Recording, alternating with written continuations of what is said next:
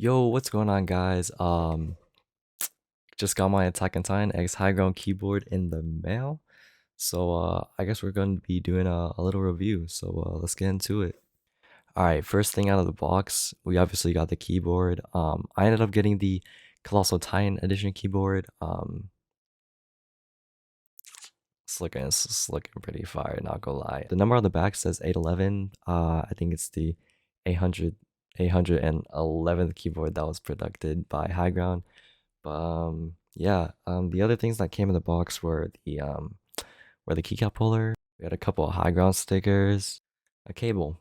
But yeah, I know you guys have probably been waiting for this specific portion, but we're gonna do a little sound test for you guys. So yeah, we're gonna do that.